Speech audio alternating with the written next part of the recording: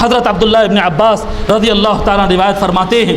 اسی کے ساتھ آخری بات عرض کر کے میں اپنی بات کو ختم کرتا ہوں، وہ یہ کہ حضور اکرم صلی اللہ علیہ وسلم نے مولا علی کے مسئلے میں امت پر بڑا کرم فرمایا۔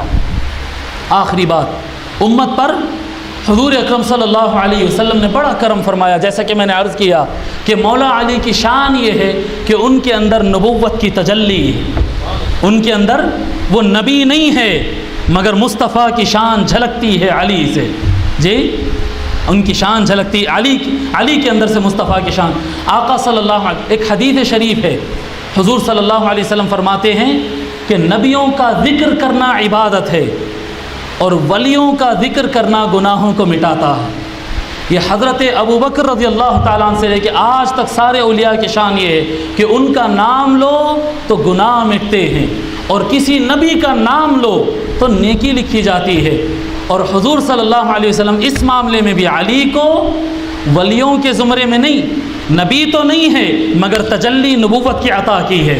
اس کے بعد فرمایا ذکر علی عبادہ، جو علی کا نام لے گا ایسا ہوگا گویا کہ اس نے عبادت کیا ہے۔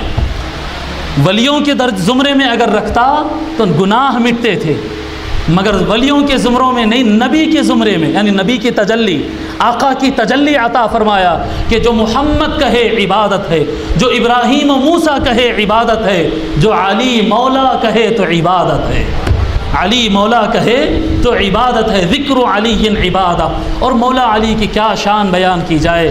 حضرت عبداللہ ابن عباس رضی اللہ تعالیٰ عنہ فرماتے ہیں کہ قرآن کریم میں سب سے زیادہ آیتیں مولا علی کی شان میں نازل ہوئی ہیں، اور فرماتے ہیں ہم کو پتہ نہیں ہے، حضرت عبداللہ ابن عباس رضی اللہ تعالیٰ عنہ فرماتے ہیں کہ قرآن کریم میں مولا علی کی شان میں 300 آیتیں نازل ہوئی ہیں، 300 آیتیں مولا علی کی شان میں ہیں۔ حضرات گرامی، قرآن پڑھنے کی ضرورت ہے، دامن مولا علی سے وابستہ ہونے کی ضرورت ہے۔